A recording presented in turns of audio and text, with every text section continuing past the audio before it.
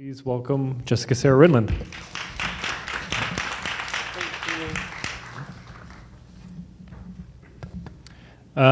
Jessica, I was hoping we could start with actually the first scene of the film, which I had forgotten about until I watched again yesterday. And I think maybe some people watching today might forget that the first scene is quite different than the rest of the film. Can you tell us what that scene is depicting and why you wanted to start it with that scene and how it ties into the film? I do like to leave it open to interpretation, but I can also talk about it. So the film started, and I knew that I wanted to have this be part of it. It was kind of about both things in a way. So most of the film, at least the beginning and the end of the film, are filmed in La Plata, which is like about an hour south of Buenos Aires, and in what was called the zoo of La Plata, which is now a biopark. It's just the name really that's changed, and mostly.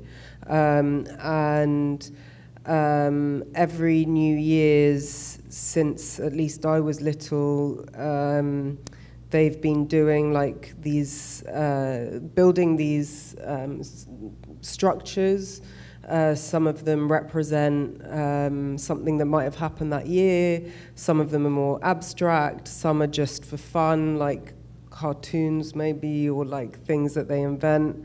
It used to happen on like in every kind of neighborhood, like multiple street corners. They'd build these and then burn them on New Year's. There's no specific history to them. There are various. When I started the film, I worked with an anthropologist who was kind of she was studying something else, but like as her kind of side interest, she would kind of study this history, and there were so many different perspectives and stories to how this the city started like doing these things. I remember when I was little that it was more like scarecrows that people would build and burn, like not as elaborate as this.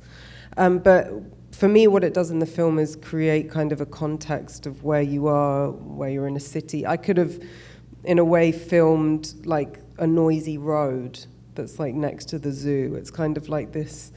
Obviously, there are lots of parallels with construction. You might have noticed newspapers at the beginning that they used to create the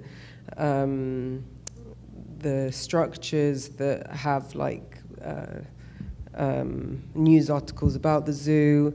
There's also a history. When I was kind of thinking about how to link both things or to leave it kind of open, I was looking at the history of the camera trap, which is the infrared motion-censored camera that you see in the film. The history of that camera dates back to like the late 1800s with a photographer from the US who was called George Cyrus III. He was known as the first person to photograph animals at night, and he invented the camera trap. And the way that he invented the camera trap was by appropriating hunting techniques from the Ojibwe people in Lake Superior. And the way that they hunted was to sit in a canoe in a lake at night with fire at the front. When they'd see the light of the fire reflected in the animal's eyes, they'd explode the ball of fire. The animal would become paralyzed with fear, and they would shoot, or he would shoot. So he appropriated that for taking photographs. He then developed like traps and all kinds of other things. But there was this kind of connection to fire and that camera. But in the film, it does a lot of other things and not that. Like I had with Franco, who was kind of the person that I ended up shooting mostly with, who you see at the beginning.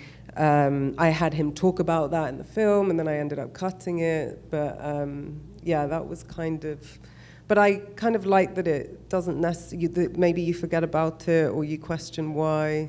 I'm also curious to hear what other people say, but now people know maybe why it's there. It's not as interesting. But. Well, we'll open it up eventually if people have interpretations. But can you take us back maybe before that? I mean, your films often deal with either animals or the world, natural world in some way, anthropology. At what point did you come to the idea that you wanted to make a film about animal shelters or zoos? And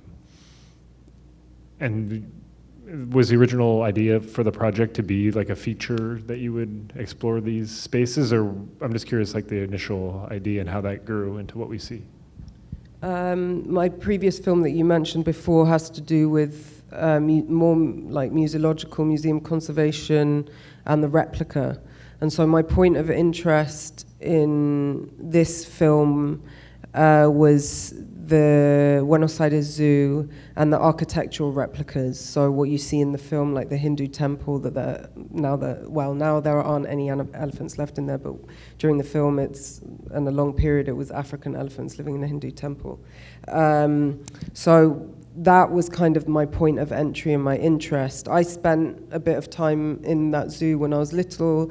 Like on my dad's bedside table, there's a picture of my mum and I with like the Hindu temple and Bobby, one of the elephants, coming out. So it was kind of, I was interested in that place. And what's interesting as well is that it's not only a replica of like the imagined place of where these animals come from, but it's also the first director of the zoo was German, and the Berlin Zoo is also kind of, there's a Hindu temple where the elephants live. So it's like replica of a replica. So that was kind of where it initiated. It's the first film that I've made that I knew that I wanted it to be a longer film. My previous feature film, I had no idea how long it would be. I had funding from universities, so I didn't have to apply to places, like having to say that it was like a feature or whatever. With this one, it was like from the beginning, I kind of knew that it was going to be a longer and bigger project. And we had a lot of, like I've shot in a lot of institutions and I've never had like access issues before, and this was like, we got rejected 3 times from filming in the Buenos Aires Zoo. So it was like a long process of filming in different places, and then eventually filming there.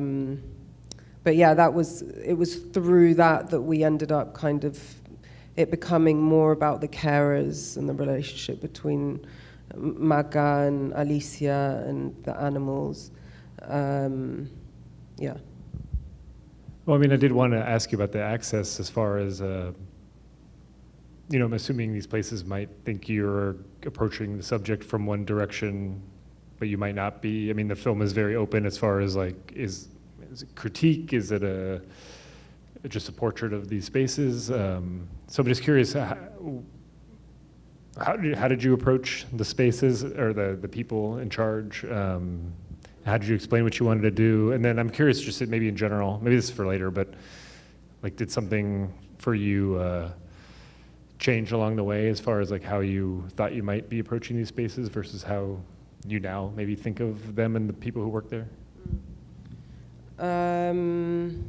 Your first part of the question. So we can start with the first part. Just how did you gain access, and what was Yes. how did you talk to them? Yeah. Explain the project, I guess. So in 2019, I started renting an apartment that looked over the zoo, which you can kind of see that there are some panoramics of Buenos Aires Zoo. And I would spend most of my days going in. So I should maybe go back a little bit. The zoo closed in 2016 due to, it was privately owned for quite a few years. It was established in 1880, owned by the government, then became privatized. 2016, closed down due to animal rights protesters and the carers also protesting for animal rights and workers' rights. Opened again 2 years later, renamed Eco Park. And that's when I started revisiting it when it reopened. And it reopened in parts, like not the whole, like the whole zoo took a while to reopen.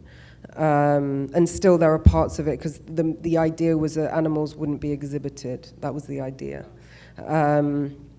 And so then I started spending time. I became friends with Majo, who's a historian, and a few other people that I'd see like every day when I was working there, when they were working there, and I was spending time there, I guess, working there as well. And then Majo said that to be able to start shooting, because I was already doing research with the archive, so there's the part with the archive that you see in there is like a whole restoration of the archive that they had with like a university that had come in to help with the restoration process. And I was doing research with them, and then it became a point where Majo was like, you have to write an official letter. You can't just they won't let you just come in and shoot.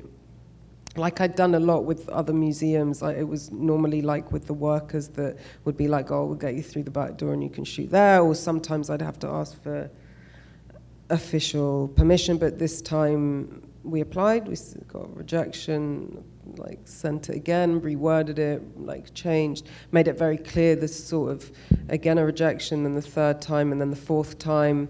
I actually, I had to find other people who knew other people to kind of get help with getting access there. It wasn't as simple as just applying for access or sending a letter of interest. So while all of that was happening, I met Maga, who was working. So they still have the COVID bubble. So it was this was already 2020. They had, the way that they worked was 7 days on, 7 days off. And Maga was working 7 days in Buenos Aires, which she'd been working at for 5 years, and before then she'd been working 15 years in La Plata. She decided to go back to La Plata and work the 7 days off that she had in Buenos Aires. She'd work back in La Plata, and then once the COVID bubble stopped, she'd work 5 days in Buenos Aires and 2 days in La Plata. And then eventually, as we were making the film over the 5 years, she left Buenos Aires and went to just work in La Plata again. And so that's when we started filming with her in La Plata, because access. Buenos Aires Zoo has the issue of, firstly, it's owned by the local government, and it has a lot of it's a right-wing government. They have a lot of light kind of it's the capital, so it's it's the center of attention. Whereas Buenos Aires, La Plata is not the center of attention. It's part of it's next to the university, next to the museum, so it's part of something else. And we just basically, and Maga in a way was the head of carers there, the head of the zookeepers. So we had a lot more access. And I've lost my train of thought. I think it was about access, right? So I'm kind of answering it. And then the whole part with Corrientes and Alicia, with the anteaters and the Chabotí, the turtles, was I'd worked with this foundation called Fundación Rewilding in 2015. I'd made a film with them. And so it was kind of getting back in touch with them, and I was a little bit obsessed with these turtles, which were completely extinct in Argentina and been brought from different parts of Latin America to be rewilded. And also the network that they had, so they were in this 2-year period where they closed the zoos. They were rewilding. Well, rewilding is probably not they were sending a lot of them to sanctuaries and trying to rewild a few of them. And the 2 macaws that you see in the film, Ipi and Tesai, they were brought from, you kind of understand in the film, they were brought from Buenos Aires to this sanctuary to be trained, flight training. And after a year of trying to train them, they weren't learning how to fly, so they had to send them back to Buenos Aires Zoo. So it's kind of following these networks of places as well. How early on, or did you know from the beginning that you wanted to have this dimension of it being about the carers as well as the animals, or did it start as more of a observational portrait of the animals, or was this always something you knew you wanted to do? Because, I mean, we do have the one woman who becomes sort of a central figure, but I'm curious if that was always something you knew you wanted to have as an aspect of the film, or if that grew along the way as you were filming and you noticed how important this aspect was. I never thought it would be focused on just the animals, because I remember there was one shot that I did of Tommy, the chimpanzee that you see. It was like a medium shot of him. I don't even know if I shot it or not, or if I looked at it through the lens and I was like, this is the opposite of what. But you, like, seeing an image of any animal just in a cage on its own is such a strong image. It says so much on its own that's not what I wanted to do here. So I knew from like very early on that wasn't what I was interested in. It was the relationship with the architecture at the beginning, and then it was the changes that were happening, like and then I kind of fell in love with Maga, who's this incredible person who dedicates her whole life to these animals, and also is an incredible storyteller, which is something that you don't really see in the film, and has a very specific way of being with these animals, like the tattoo that you see on her back, some of the animals that she's cared for many years, which a lot of carers have the animals that they cared for, or that they care for tattooed. Like you see Guerrero, who's one of the other, he has Belusa, one of the elephants, tattooed on his arm. Yeah, so that was kind of the trajectory of it. And then, yeah, Alicia is another really incredible person, very different person. Also, she's a biologist. She has a very different way of being with the animals, because they're with animals that are going to be liberated. So she doesn't talk to them directly. It's a different sort of relationship she has with them. Most of the animals that Maga now works with, Juanita, for example, are animals that have been trafficked. So maybe back to your last question about what changed from making this film or not. Like, I didn't realize that a lot of these animals that are living there now, because they don't collect anymore and they don't procreate anymore unless it's for conservation reasons. Animals that have been trafficked, and they're either going to be killed or they're going to be sent to the zoo. So Juanita's an example of an animal that was trafficked. So yeah, that was something that I wasn't aware of before. The footage we see, I mean, you're shooting, the original footage is shot on 16 millimeter, but I'm curious, you use a lot of different, it comes from different sources. We see like surveillance footage, or like, the cameras in the different parks. And then the camera trap footage you were already talking about, which I think you're continuing to explore. I saw an installation you made recently, which is completely about that. So I'm curious how you ended up getting access to that footage. Was this something or at what point did that come available to you? Did you always want to use these other sources? How difficult maybe was it to get some of it? Just curious. The camera, so in the La Plata Zoo, I thought I was being subversive by gifting Maga a camera trap. I was like, oh, what are you going to see? An animal going around in circles, which is kind of what you... But then Maga was incredibly happy about it and said what you kind of hear her saying in the film, that you can't keep an eye on an animal for 24/7.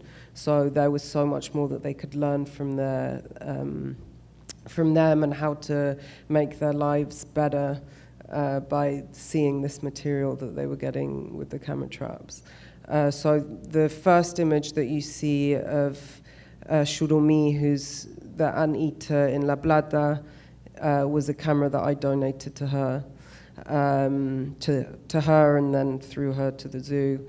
And then the other footage that you see at the end is footage that Fondation Rewilding gave me, which is of other anteaters once they'd been liberated or in pre-liberation. And they're just I can go into them a little bit more, but basically they're quite transparent, and they let me, like this installation that you're talking about where I have footage of various nutrias, giant otters with the camera trap. That's also footage that they gave me. Yeah. Oh, and the CCTV. So the CCTV was also not a problem. It was in La Blada, and they got the cameras installed like in 2022.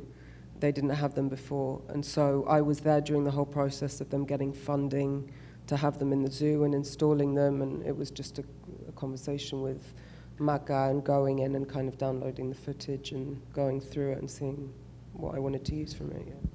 And it was the same with the conversations we hear. Some of it seems like you recorded. They're talking on like walkie-talkies or something, but then some of it seems like maybe phone calls. That was all okayed for you to just record them doing all this correspondence, I guess? So some of it's walkie-talkie, some of it is WhatsApp, and a lot of it is reconstructed. Oh. So I'm having, it's from conversations that I'm hearing, and then I'm asking Maga and Sole, the nutritionist, maybe to repeat things or to say it more succinctly, and they're just sending me WhatsApp. Yeah. A lot of it is like re-recording. The stuff with Alicia, that was her saying it, most of it. A lot of it is constructed.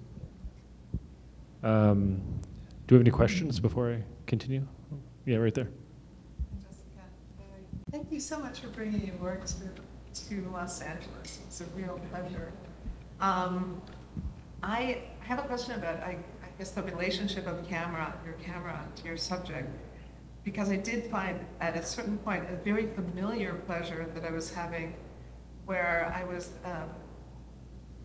reminiscent of Chick Strand's position, where I'm particularly in Pig Fruit Factory, where I'm overhearing colleagues speak to each other in Spanish, and yet all I see is their hands, there's no total vision of who's speaking.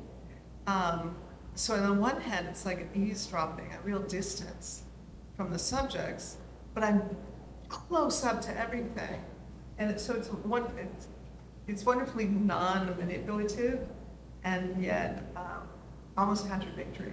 And it feels like a philosophy of position. And I wondered if you could talk about that. Well, I love that you mentioned Chick Strand, because obviously I'm always just trying to make Fake Fruit Factory. But yeah, I think there are various layers to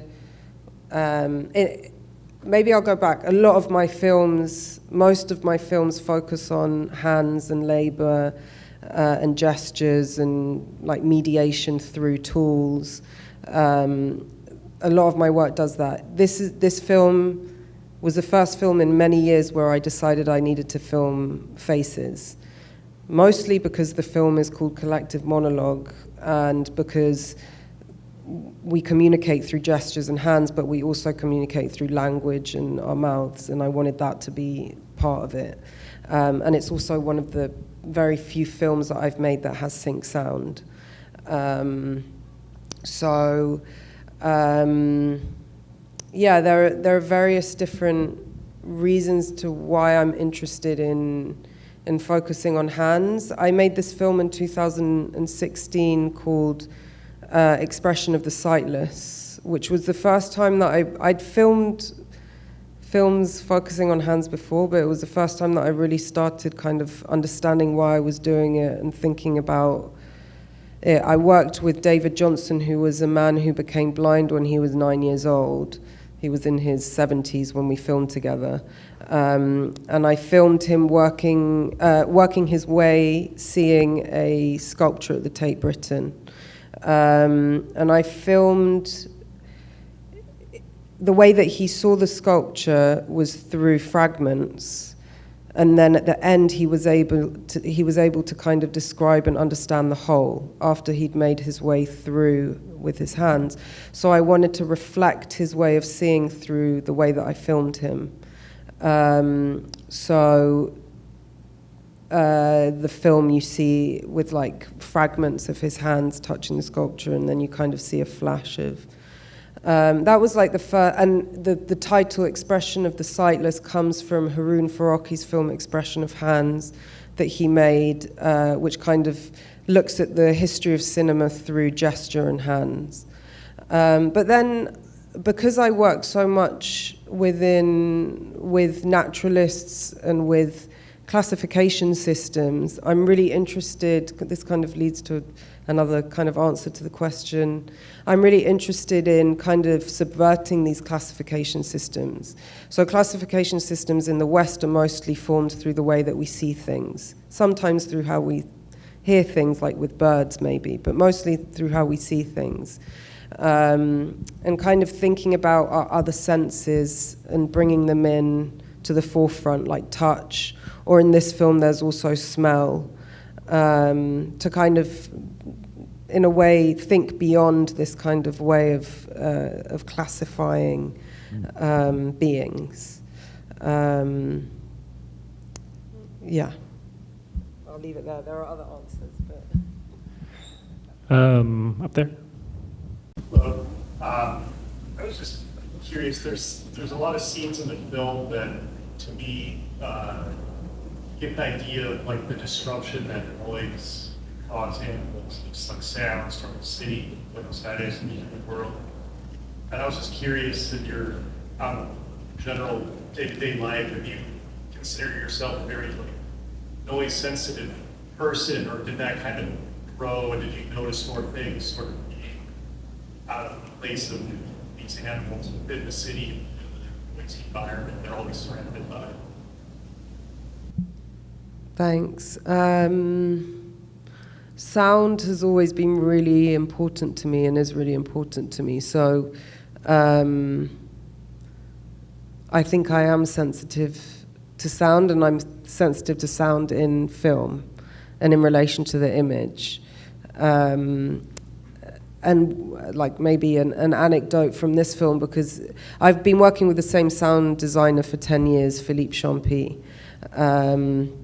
And in this film, because I was like, so actually, maybe I can talk a little bit about the camera, which goes maybe a bit back to your question. I shot with an Aton that was Robert Gardner's camera, who was an ethnographic filmmaker from the 1960s, which had a lot of weight to it, both physically and historically. I had asked, it was a camera that I had borrowed from the Film Studies Center at Harvard University, and I asked them to kind of morph it so that it had a video tap on it, so that I could work with a camera assistant that could help me with the focus pulling and stuff. A video tap, yeah. And so every night that I'd shoot, I'd download the video footage and I'd sync it. It was just like, I mean, sometimes we'd shoot one day a week or one day a month, or I wouldn't shoot for like 6 months or whatever, so it was very random. But I'd always download the footage immediately and sync it, and I'd call Philippe, and I'd be like, oh, this is incredible. There's language coming out of someone's mouth and it's in sync, because I hadn't worked really in sync for a long time.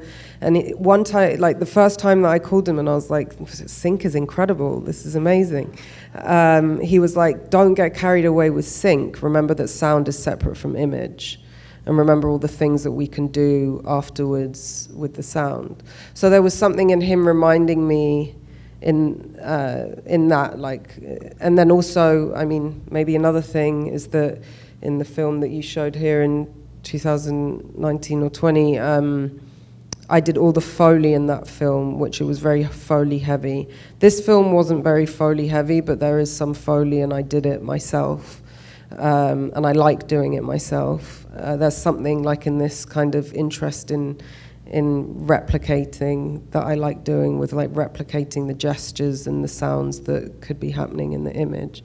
Like the flamingos, for example, when the flamingo takes off, it's me with like a pink towel in front of the microphone, like flapping it. But yeah, so sound, yeah.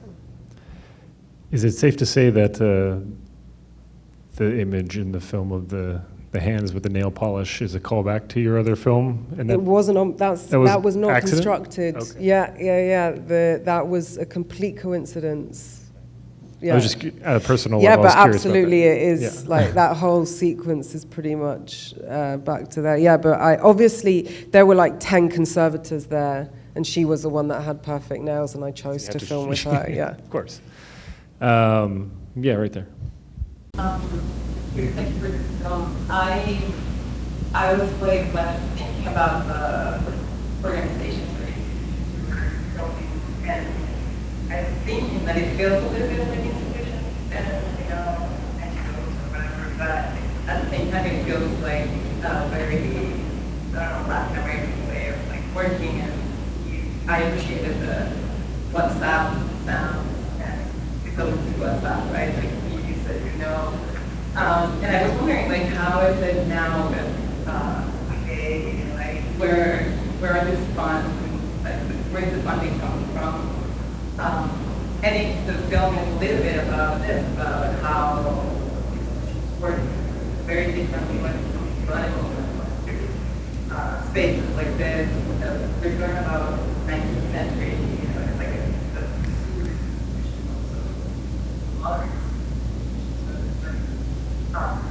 whole thing, right? Like it's just like they right now. I wonder, like, if they like how are this like doing right now? Well, Inca doesn't really exist right now, so I wouldn't have been able to get public funding in Argentina to make this film if I would have made it now.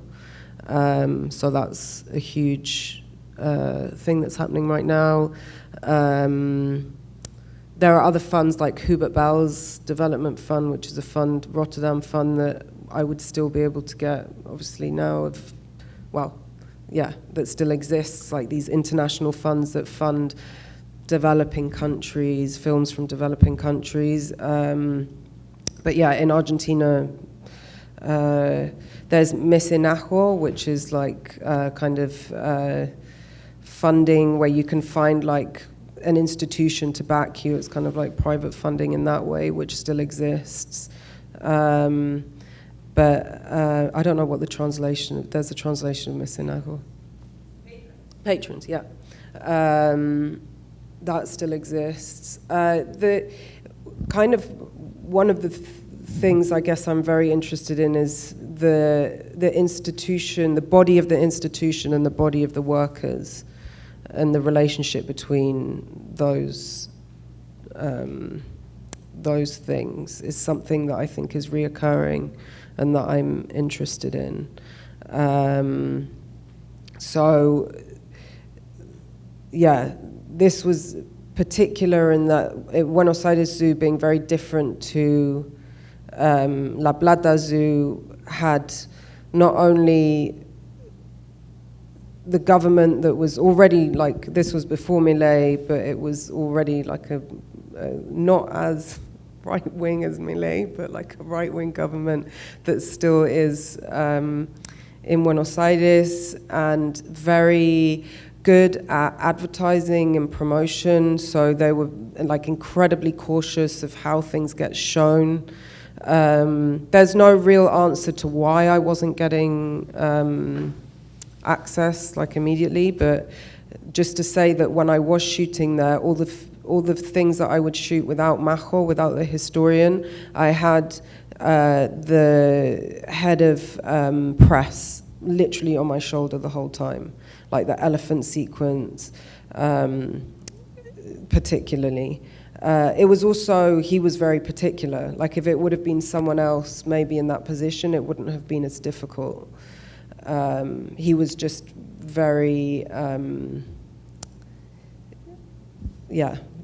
liked his position of power, which was obviously incredibly different from working with Majo and Maka. But yeah, I can't remember if you had another question in there with that. But that's what I said about the body of the worker.